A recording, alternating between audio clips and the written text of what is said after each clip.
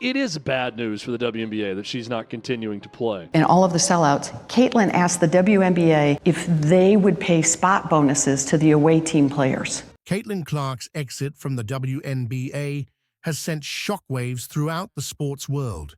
Her decision to walk away from the league has left fans, teammates, and industry insiders questioning what went wrong and why such a promising player would step away at the peak of her career. Many speculated that Clark's choice was solely based on financial reasons, but the reality is far more complex. Our biggest star in the league, Caitlin Clark, is only making a base salary of around $76,000. NBA players make millions and millions of dollars. Victor Wembanyama, rookie salary, which was around $55 million for 4 years. And then you look at Caitlin Clark's $338,000 salary that she signed for 4 years. It's around 162 times more that Victor made than Caitlin. Although pay inequality in the WNBA is an ongoing issue, Clark's departure is also rooted in deeper concerns that go beyond salary.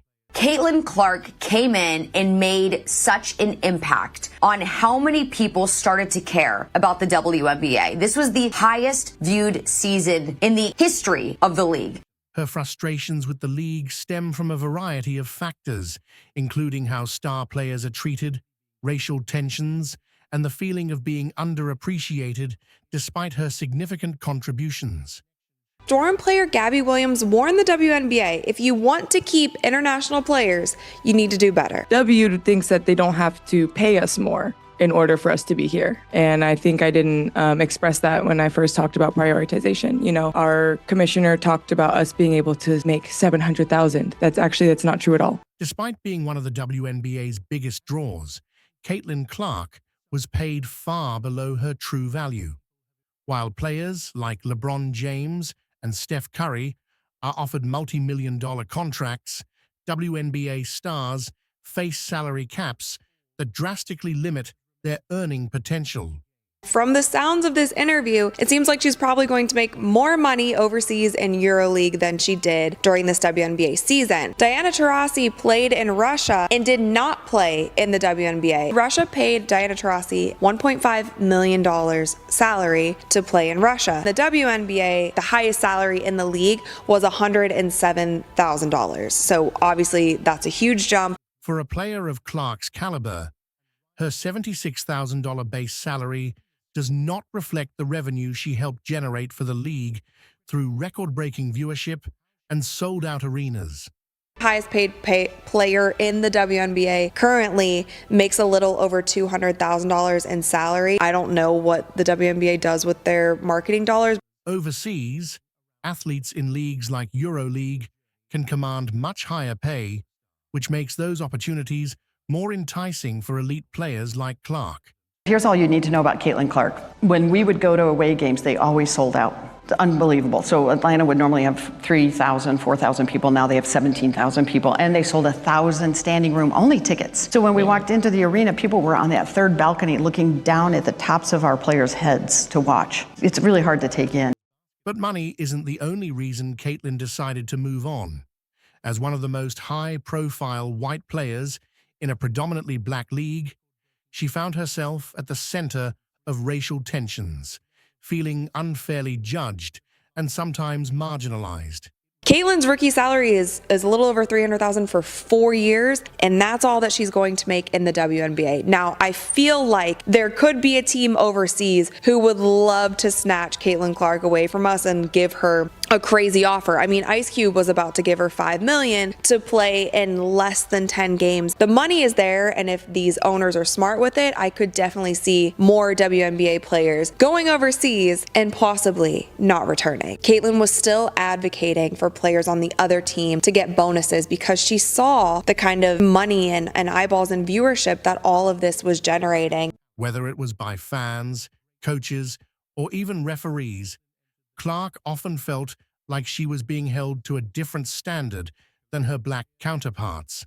This season has been nothing short of a mess. It has been so unprofessional, and they need to step it up, and they need to step it up quick. The NBA in 2022 made around $10 billion in revenue. That is about 166 times the amount of money that the WNBA makes. This added pressure and scrutiny only heightened her sense of being out of place, despite her undeniable contributions on the court. Caitlin Clark is just such a class act. She was incredible, breaking all types of records, and that's something she was certainly proud of. We saw lots of smiles on the court. Caitlin is the face right now, and that's also good. Like, she's selling out gyms, of course. Like, why would you hate against that? We saw dirty play after dirty play on Caitlin Clark, and still, she just handled every single situation with the highest levels of dignity. WNBA players and their pretend friends in the mainstream media, they have done everything they can to diminish the impact of Caitlin Clark. They tried to convince us that there are other players in the dump capable of drawing an audience. They tried to convince us that other players deserve the spotlight. Throughout her time in the WNBA, Clark consistently outperformed expectations, shattering records and setting new standards for excellence. She became the fastest player to reach 100 three-pointers in the history of the league. Owner of the Atlanta Dreamers said, "This is our league." All those people who have been saying, "This is our league," they can't sell out playoff games. I don't think the WNBA is ready for this type of attention that she's bringing. Racism. Everybody's talking about enough with the racist BS. She's nasty. She knows how to ball. Everybody else is jealous. They're pissed off because she's getting this, like, it's ridiculous. And we're never going to advance as a species, and we're never, if he keeps having that type of attitude. It's ridiculous. It's like, what? Everything has to go back to race. Everything has to keep going back to race. She's really good. Let it be that. And the other players should shut the hell up. Like, nobody was talking about your league.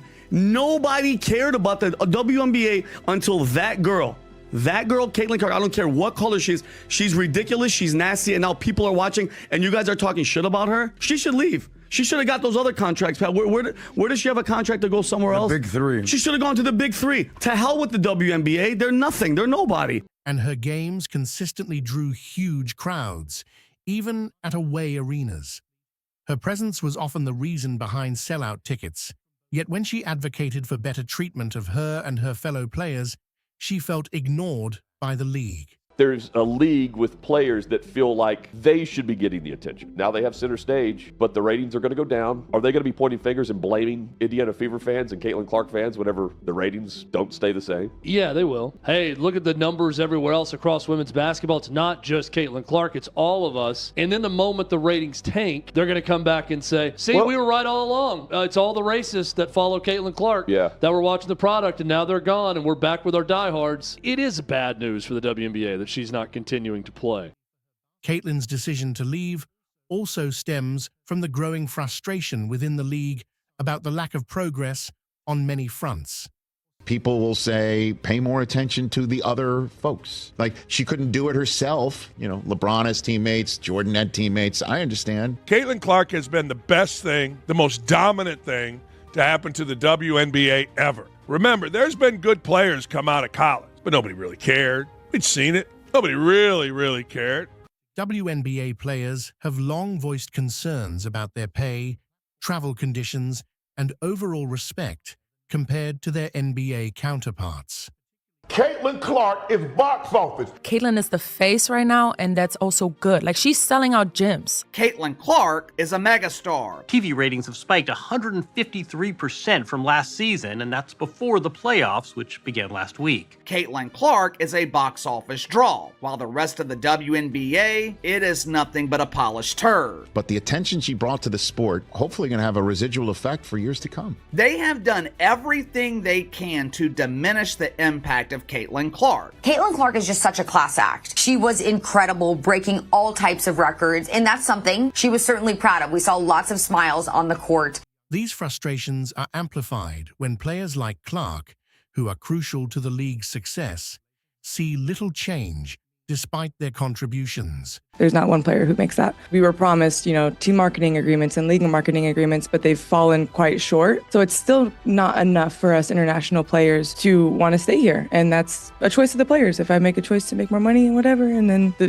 teams are mad that I don't come back, but that's how it is. So yes, it just, the WNBA, if you want us to be here, you have to pay us more. After a few away games and all of the sellouts, Caitlin asked the WNBA if they would pay spot bonuses to the away team players. She said, wow, we're making all this new revenue, and I would like the away team to benefit from that. Could they get a spot bonus? So that's the heart of Caitlin Clark. The fact that the league's collective bargaining agreement limits bonuses and other compensation makes it nearly impossible for stars like Clark to feel adequately valued.